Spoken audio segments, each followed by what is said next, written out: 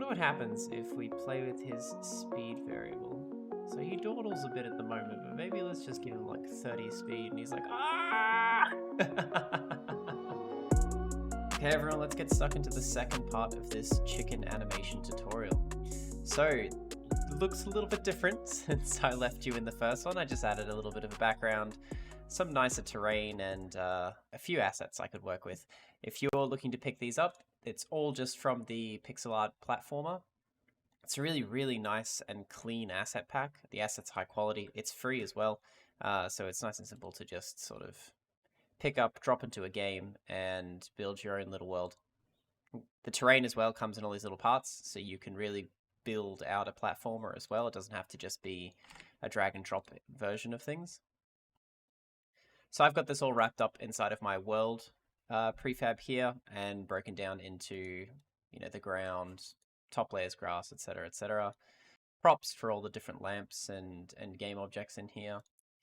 And I'll have all of this available for download at the end of this tutorial, so you don't have to worry too much if you haven't got this, or you haven't got any asset packs, or don't really want to play around with this side of it. It's just to make it look a little bit nicer. Then we've still got our main chicken. He has his animator on him as we left him, and when we hit play at the moment, he still does his little chicken waddle. I am going to be recalling this chicken run left, because I realized it is actually a movement animation, and there's a separate idle animation. I've already gone ahead and renamed this chicken run left in mine. But in this tutorial, we're going to look to expand that animation into multiple types and transition between them. So the first thing that I'm going to do is give them a little bit of movement. So I'm going to create a scripts folder here and a new C# script, and I'm just going to call this chicken movement and open that one up in Visual Studio. Now, movement is a whole topic on its own.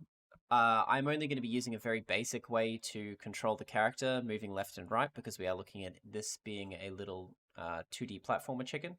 I do have a tutorial series coming up on movement and the different ways you can use it, having rigid bodies and so on.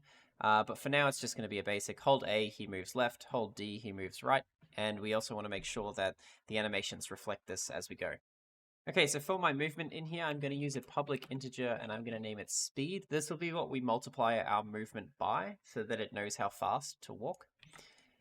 And then we're going to go down here and say if input dot get key, and the key code is D. And literally all this means is if I press and hold the D key on my keyboard, then transform.position, which is just the main chicken's transform position element. I'm going to say plus equals transform.right. Now, what transform.right does is it takes, as it says here, the red axis in the world space. So if I click on my chicken here and I've got this move tool selected, this red arrow is the x-axis. And all we're going to be doing is we're going to be increasing our x value if we want to go to the right. As you can see here, it's going up. And decreasing it if we want to move to the left. And that's all our movement is going to be. There's also a green arrow and a blue arrow if we were working in 3 dimensions, but because it's 2D, we've only got our red and our green. So what are we going to do with this? We are going to say multiply by speed multiplied by time dot delta time. So all this means here is move to the right at a certain speed over time. So time.delta time is really just the completion time in seconds since the last frame. So it levels out your frames so that if you have a fast computer, it doesn't do this really, really quickly and you fly across the screen. And on a slow computer, you would move really slowly because it's only doing a few frames. It just levels that out so it works nice and smoothly across multiple devices. Then I want to move to the left, and we're going to do that through the same method, else if input.get key code dot A, so that's the A key on my keyboard. If I press and hold the A key on my keyboard, well then what do I want to do? Then I want to be moving to the left. So transform.position plus equals transform Now there is no transform.left, but the beauty of this is that transform.right is just the negative transform.left. So if we, instead of multiplying by speed this time, we're going to multiply by a negative speed. And what that's going to do is it's going to flip the direction that we're moving in. So move to the left at a certain speed over time. So I'm going to set this speed here probably to 2, I think. That'll probably be pretty reasonable, and let's test it out. Okay, so we've got our chicken in our scene. We're going to add our script, our movement script to him. And it comes in with a speed of 2. Let's give that a test. So you can see if I hold the A key, he moves to the left. And if I hold the D key, he starts moonwalking all the way to the right. Now, we would like him to face the direction that he's walking in, because we don't want people to think this chicken's a little more weird than he already looks. So we'll fix that up quite quickly. And the way that we're going to be doing it is we're going to be accessing our sprite renderer, and we're going to use this flip component. So you can see here, if I flip the x-axis, it turns him the right way. And if I flip it again, it turns him left.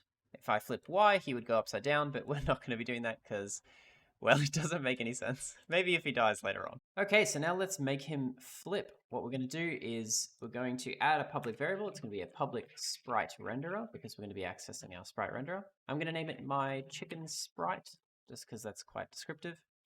And in my start method, I'm going to say my chicken sprite is equal to get component, and that component is going to be the sprite renderer. Now what this will do is it will assign the sprite renderer that is attached, that this script is attached to.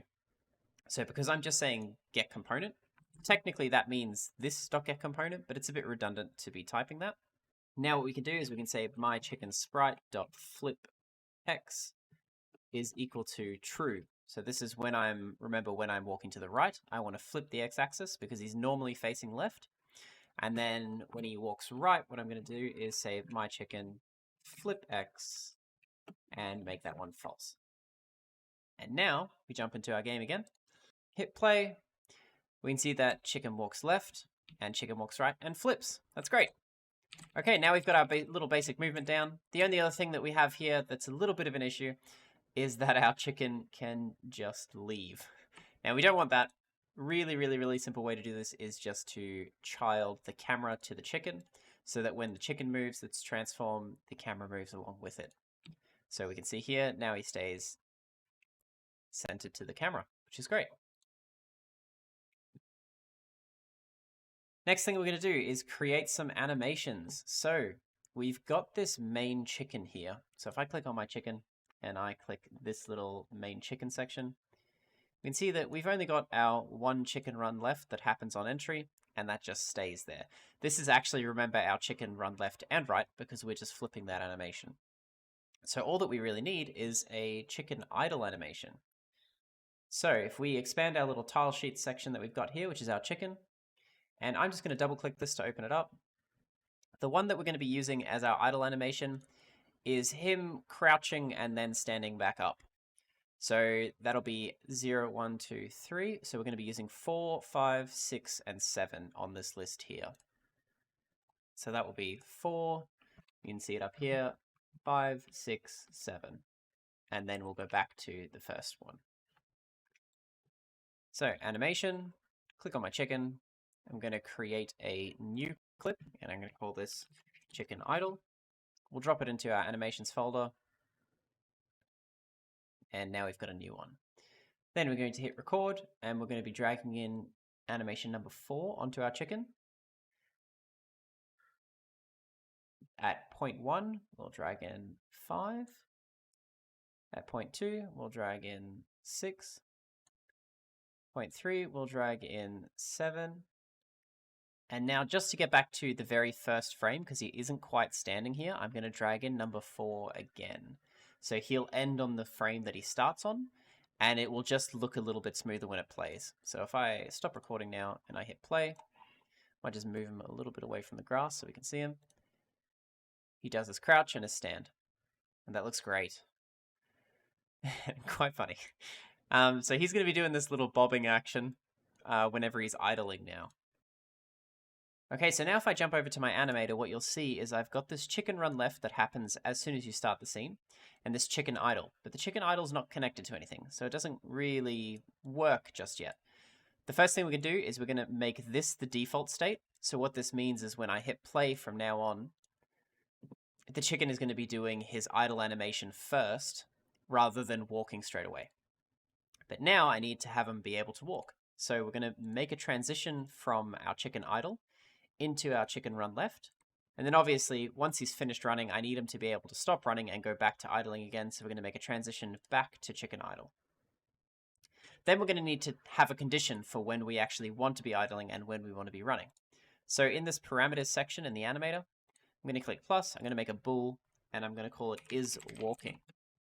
Now, basically, when isWalking is set to true, I don't want to be idling anymore. I want to be walking. So I'm going to say when the condition isWalking is true, I'm going to move into this chicken run left.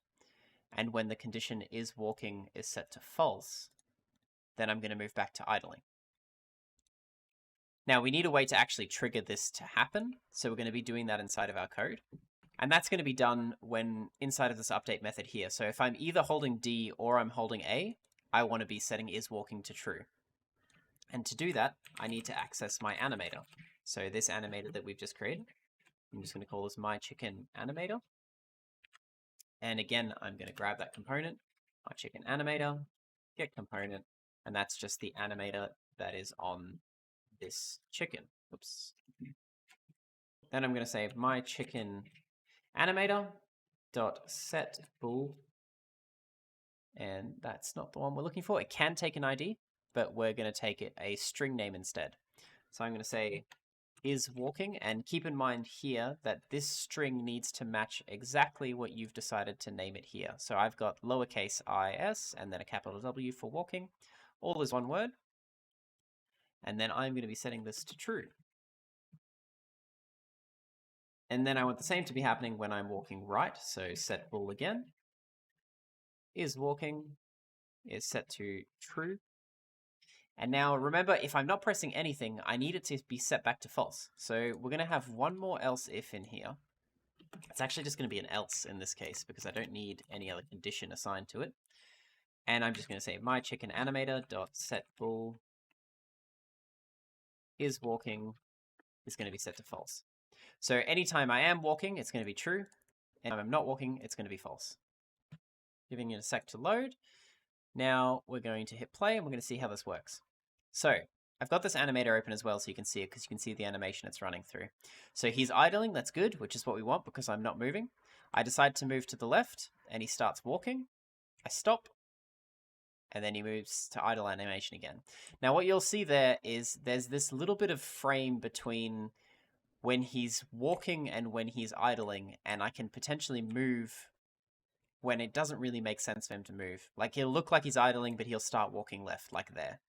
So the way that this is controlled is through these exit times. So all that it's doing really when that's happening is it's trying to play for this chicken. It's saying, okay, you want to move to the walking state, but I'm only at this point in my idle animation. It's going to play the rest of the clip and then it's going to transition over. But we don't really want it to do that. What we want it to do instead is we want it to stop at the point that it's at and then transition immediately. So that's done by clicking on the transition that you're making and removing this has exit time. And then in the settings section here, I'm going to remove fixed duration as well. And I'll leave that as is, that's fine. And we're going to do the same again on the other side here. Remove that has exit time, remove that fixed duration, and then save and play. So we've got our chicken, he's idling, and he immediately stops. Well, he doesn't immediately stop. He stands up and he starts walking. So we can change this even more if we wanted to. We can make this exit time in here even less. Let's give it a transition duration of 0.5.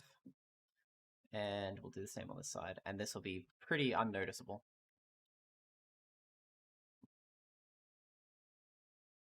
He's idling, he starts walking. He's idling, starts walking. And there we go. We've got our chicken, and he can now walk through our scene. Oh, and you hadn't seen to the right of this. But yeah, so it's just this. And remember, because this chicken doesn't have any rigid body, gravity doesn't exist, it's a very simple movement script. He can actually just walk off into the sky. Um, which is amusing. And that's really it for this video, guys. In the next one, we'll probably look at using the jump, or creating a jump for him. We'll probably just use one of the pieces in here. He doesn't actually have one, but we might be able to utilize something like this and make it look like he's jumping. And we'll use that with the any state feature, so whether he's idling or whether he's running, he'll be able to do his jump animation. And that'll need a little more code, but that'll probably wrap up our tutorial for this. If there's anything else you'd like to see in these videos, please let me know. Please leave me a comment of what you thought of this one. The feedback so far has been amazing, so thank you so much, everyone. And I will see you in the next video. Bye.